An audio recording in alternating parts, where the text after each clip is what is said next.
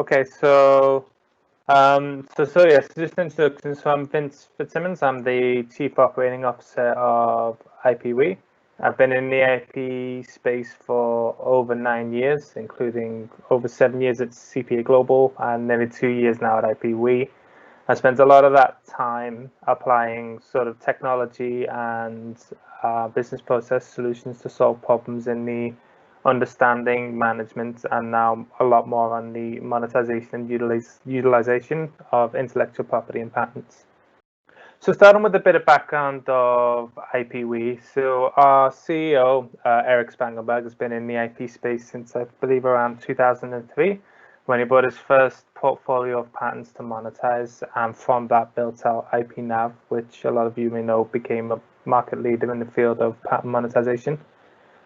Throughout his time at IPNav and the other ventures that sort of spun off from that as well, it was always clear that these assets, in terms of how they are managed today, are significantly underutilized and systematically undervalued with the way the system runs.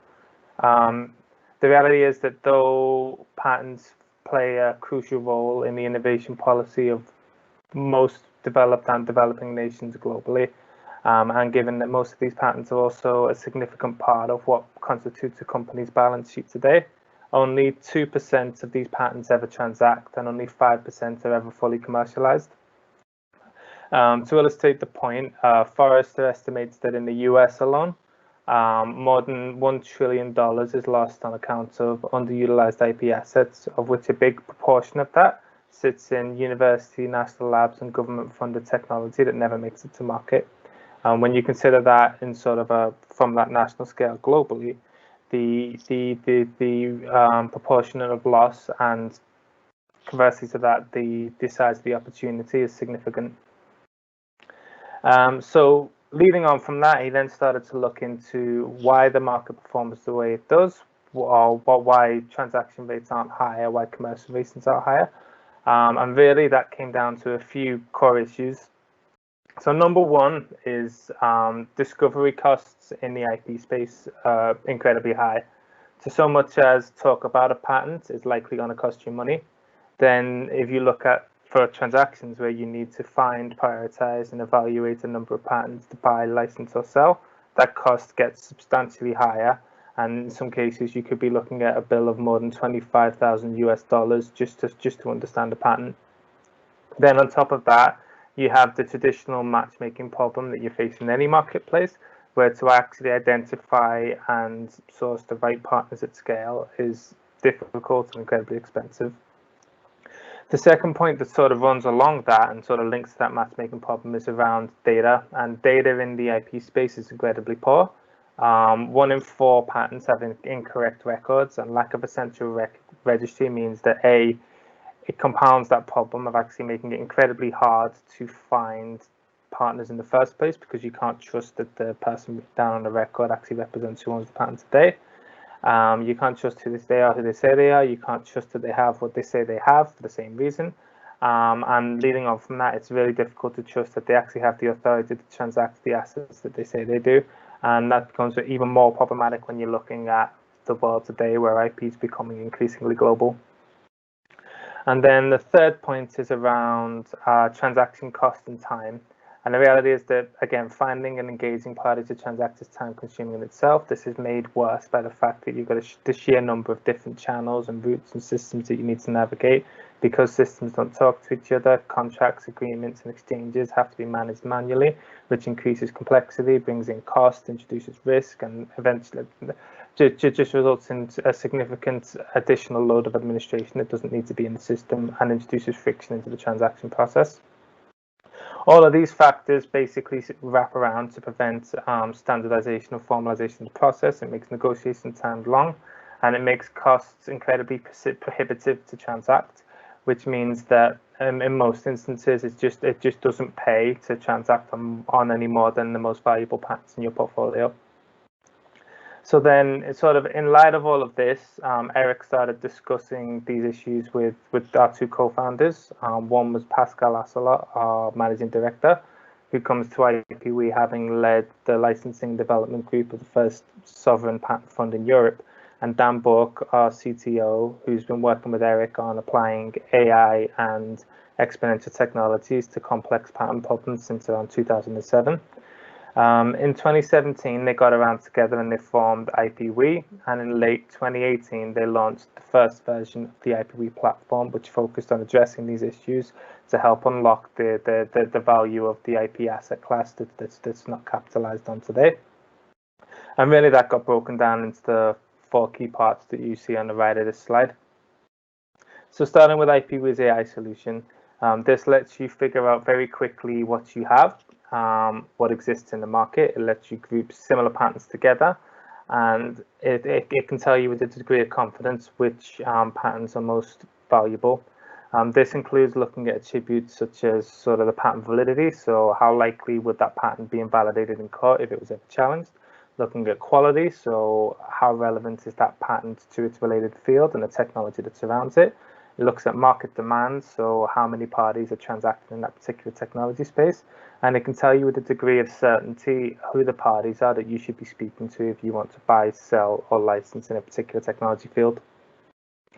Then if you look at the second point and the fourth point kind of together, so IPwe use a blockchain solution called Hyperledger, which is a permission blockchain platform, not to be confused with public platforms such as Ethereum or Bitcoin.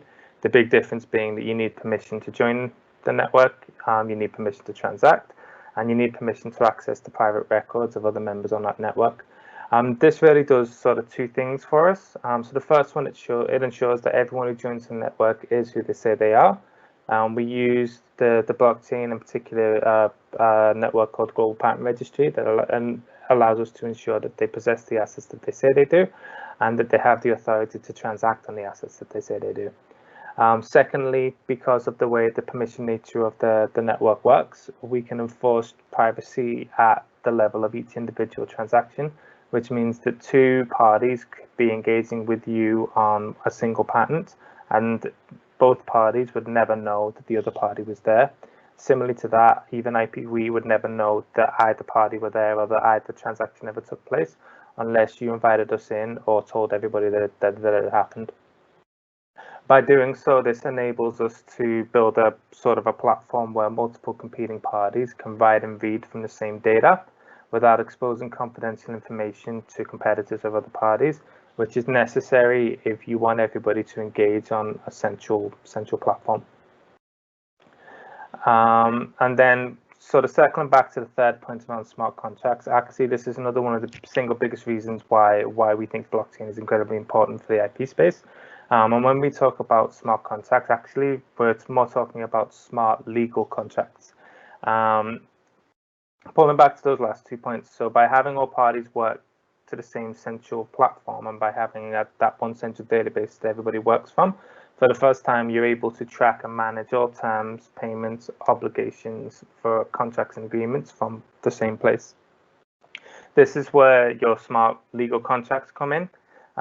These effectively enable us to turn the clauses of your paper documents and paper contracts into self-executing code that automates the tracking and management of all of the terms of the agreement. Take, for example, a license. It would track all of the upfront payments, all of the royalties, all of the reporting that needed to be done. It would track all of the different obligations that run through the life cycle of that particular contract, and keeps an immutable record of the outcome of each of those on the blockchain. And effectively, what that means for parties in the IP space is no matter how complex the arrangement, no matter how long the time scale, regardless of whether staff come or go, that system's always going to remember. It's going to automatically execute every term, obligation, track every outcome, and always keep you appraised of the status of each of those contracts without you having to worry about it.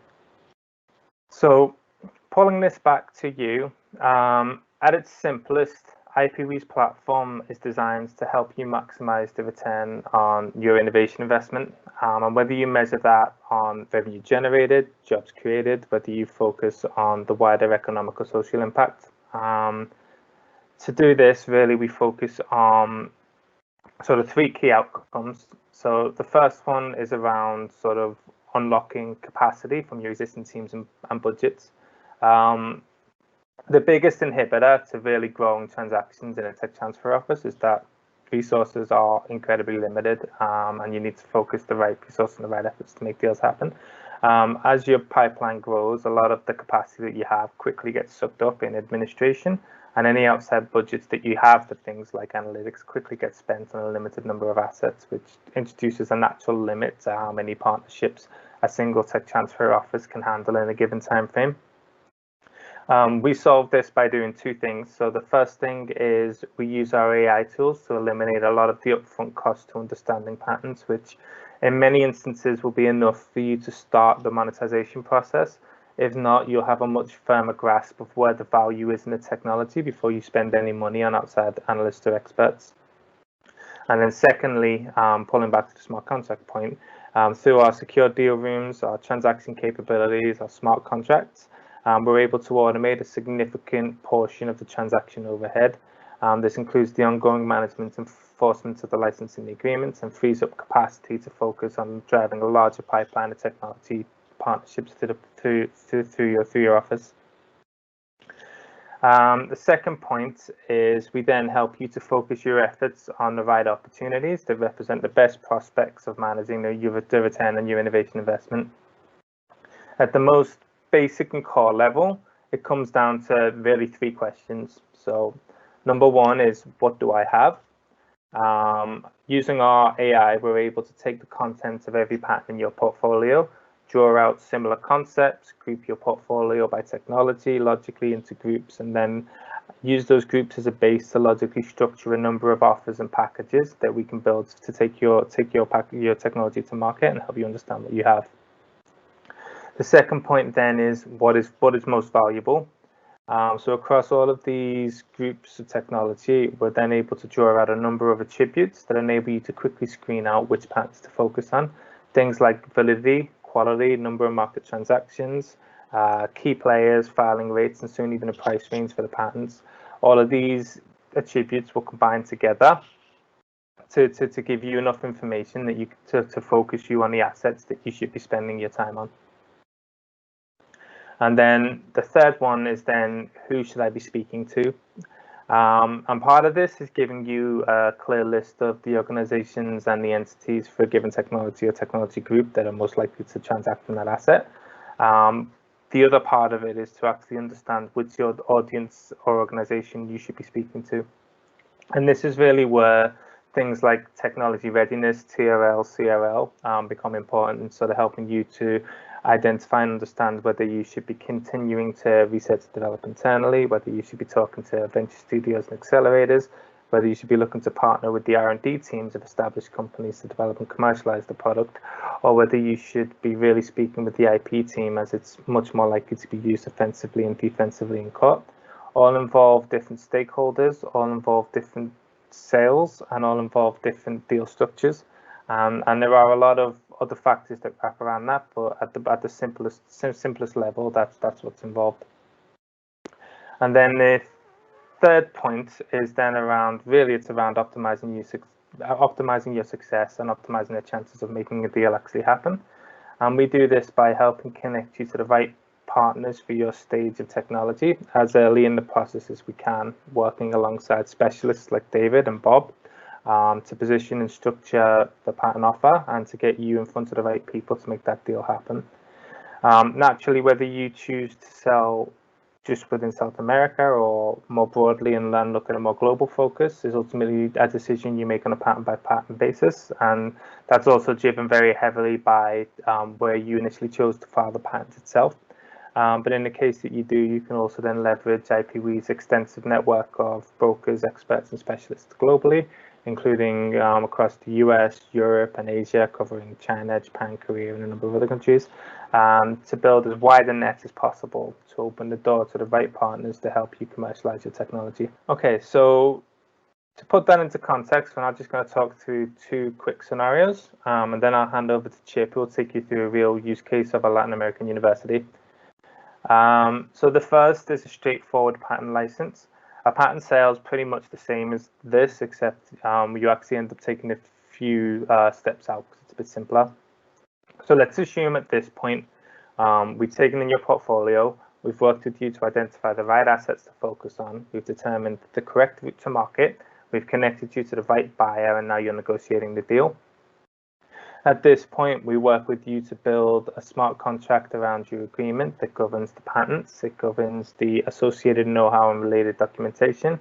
It covers all contract terms and payment milestones, and it'll even detail things like whether the deal will be private or public, and whether the rest of the network will be able to see whether the deal actually happened or not. Once both parties agree and sign the contract, that then gets recorded on the blockchain, and the contract gets activated. At this point, if there's an upfront payment, the payment gets collected, and the contract self-executes with every ongoing obligation, every term, every milestone automatically executed from the same deal room that the contract was signed from, with you and your team kept updated and informed on each and every deliverable as it runs through, in an environment where you can continually maintain contact with the other party. Cool. So then a slightly more complicated example of patent pooling. So in this particular scenario, effectively a group of patent owners, let's say in this instance it would be a group of universities would have technologies in similar fields, and they would all get together where it makes sense for them to pull those technologies into one group and take them to market as a pool.